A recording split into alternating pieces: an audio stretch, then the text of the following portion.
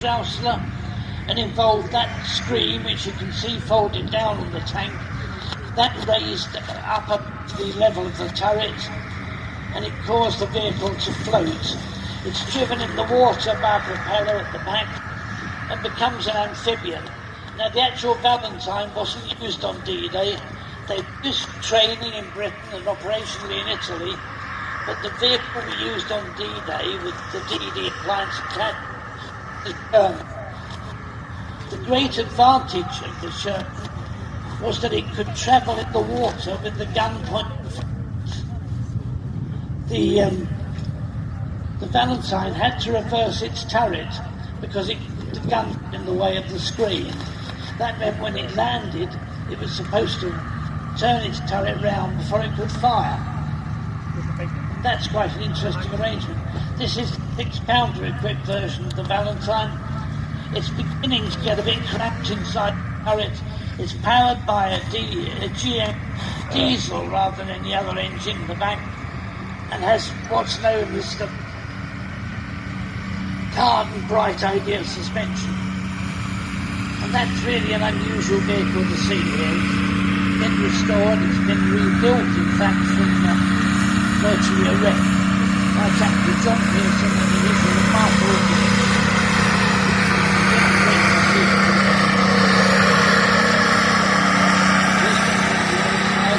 Some vehicles have lined up over there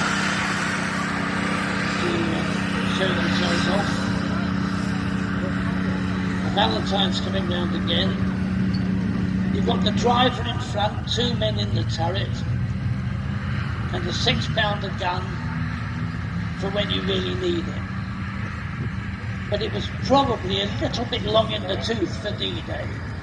They were actually used, there was a dreadful accident just outside Poole Harbour, not far from here, an event known as Exercise, which involved the 4th, 7th Dragoon Guard, and involved 6 vessels being sunk in rough weather, which they will do if they are looked after properly. 6 men were drowned. That tank is a symbol of those men, really.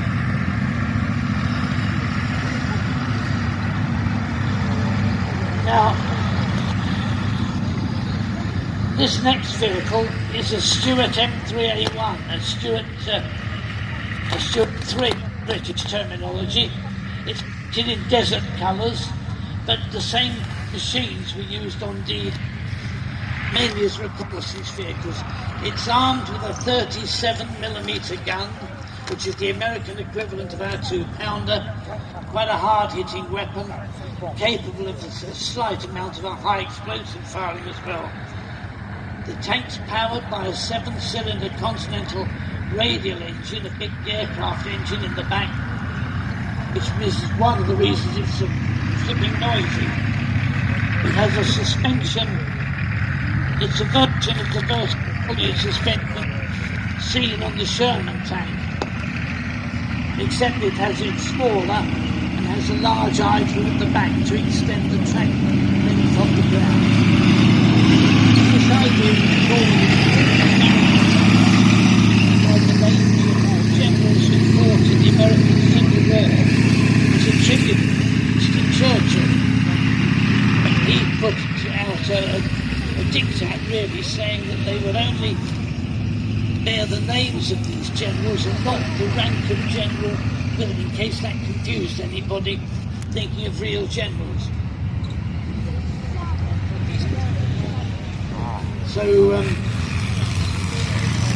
that's the story anyway. So this would be a Stuart in British service and an M3A1 in American service. The real difference in the M3A1 with the M3 is that the M3A1 has a turret basket, because otherwise you end up with the engine at the back, the gearbox at the front and the drive shaft in between.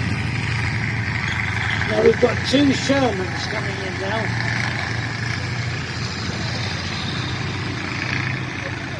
This is the first one. It's an M4A1 Sherman, and fitted with cast hull, and Have a look at that cast hull, because it's the only version of the Sherman that had it. All the others have a rolled steel flat hull of welded plates, and that's what makes the M4A1 so distinctive. It's powered by a 9-cylinder Continental radial air-cooled engine, quite a big engine in its day, and a very noisy one, but that's how they were done. And it drives to a 5-speed, 3-cylinder, or not a 3-cylinder, to a 5-speed gearbox at the front. So the driver's got good control of the gearbox, but the shaft from the engine to the gearbox runs along the midship section of the tank, which means that the crew of the turret are in a basket of components.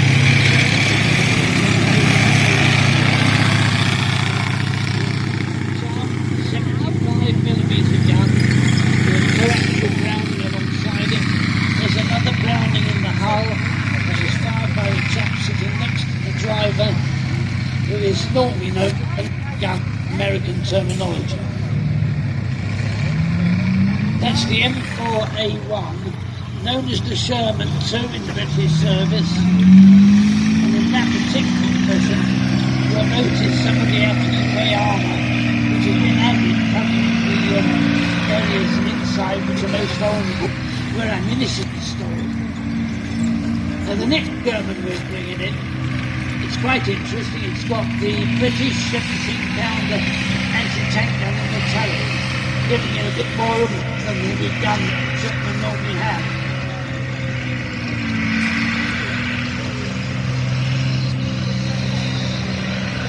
You'll notice that the gun has been painted a lighter colour at its outer end. This was done in a way to rather upset the Germans, who thought it was an ordinary tank until it fired. Oh. The 17-pounder, when it fired, wasn't always accurate, but if it did hit the German tank, it usually destroyed it.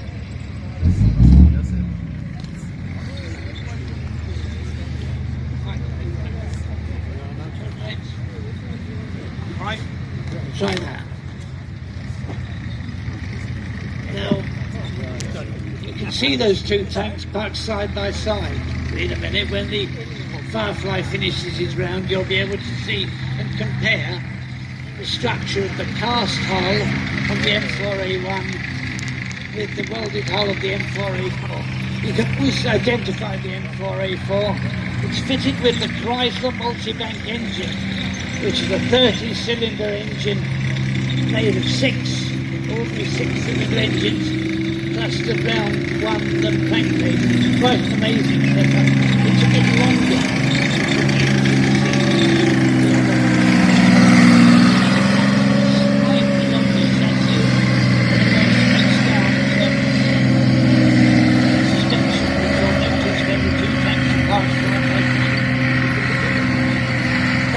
Tank has come over here, the Belgian Tank Museum in Brussels, so it's a very well. We've got a Firefly on display, but ours doesn't work.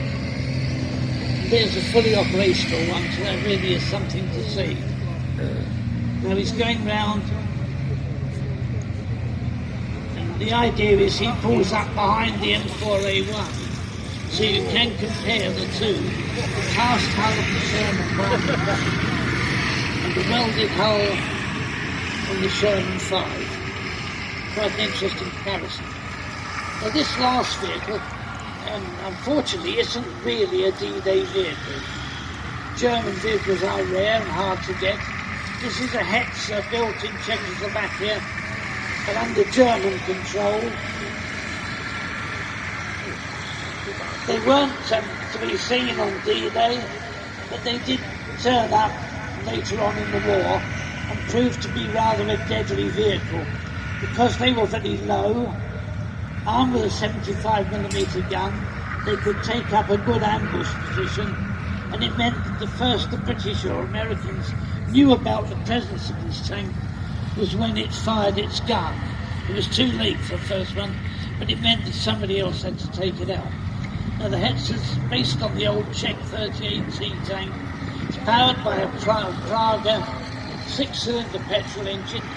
I ought to emphasise that almost all these tanks except the Valentine, are petrol fueled.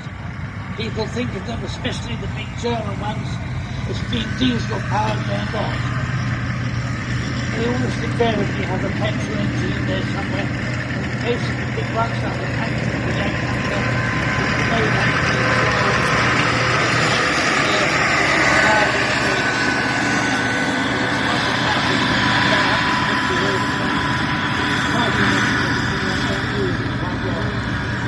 It has a form of suspension created by a Russian inventor, and that gives it a bit more flexibility.